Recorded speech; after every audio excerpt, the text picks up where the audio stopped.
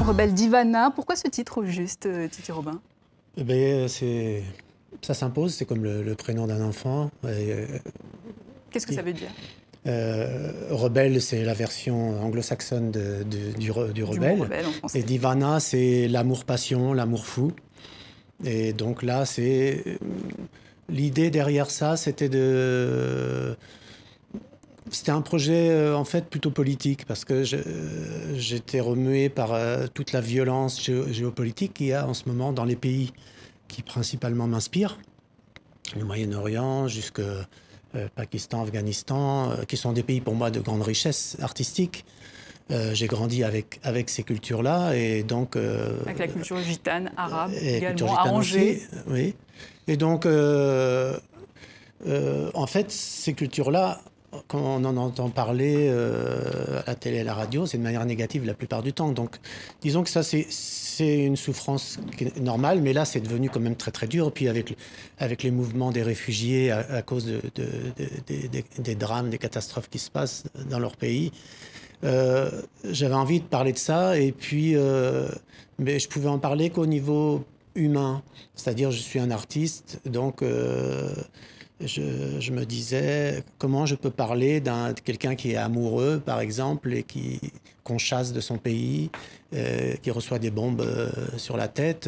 Il y en a dans ma famille à qui c'est arrivé, très concrètement. Donc, et de le prendre en tant que quelqu'un qui aime ou qui a perdu quelqu'un qui lui est cher ou qui a de l'espoir. Donc, prendre cette personne-là dont on va parler aux informations comme quelqu'un qui est là sur le trottoir et qui dérange, le prendre au niveau du fil de sa vie affective, Oui. de ses regrets, de ses espoirs, à une échelle où moi, je peux l'exprimer ça. Donc, au niveau de la musique, donc justement, on va écouter un extrait, Rebelle d'Ivana.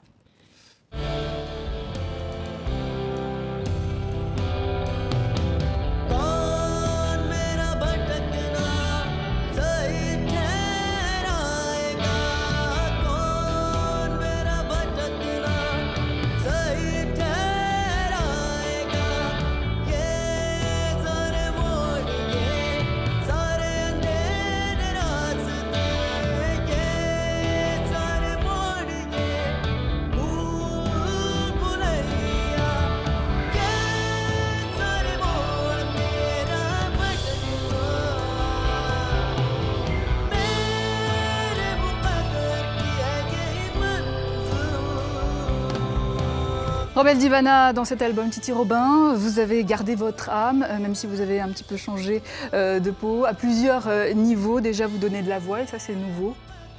C'est vrai, je l'ai fait très peu. C'est votre côté poète? Oui, la poésie que j'écris, je l'avais confiée à Michael Lonsdale dans le précédent disque que j'avais fait. Donc, et là, dans ce projet, il fallait que je l'assume.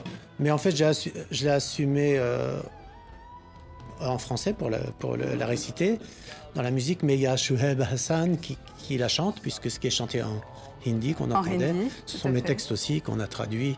Et donc il y a une communication sans arrêt, un va-et-vient entre la langue française et la langue hindi-ourdou.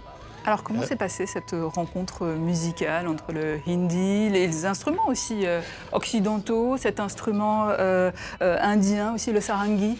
En fait, ça fait plus de 30 ans que ça fait partie de mon monde, de mon univers musical. Ce qui est nouveau pour moi, c'est la guitare électrique, la batterie. Ce qui est exotique dans cet album pour moi, c'est ce qui est familier à beaucoup d'Européens, c'est-à-dire toute la culture anglo-saxonne, que je connais très bien, mais que je pratiquais pas.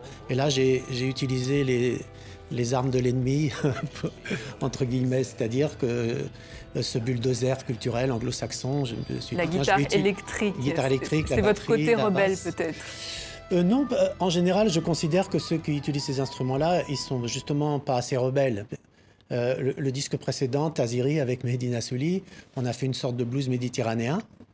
Donc, ça peut faire un lien avec la culture anglo-saxonne, mais sans passer par l'Amérique du Nord, c'est-à-dire directement entre les rives nord et les rives sud de la Méditerranée. Et j'y mettais un point d'honneur. Donc, là, la seule chose que j'ai fait, c'est que le batteur, le bassiste, je les ai fait travailler de manière à n'incorporer aucun cliché. de cette culture anglo-saxonne, d'utiliser la force de ces instruments, mais de préserver notre identité, enfin mon identité esthétique.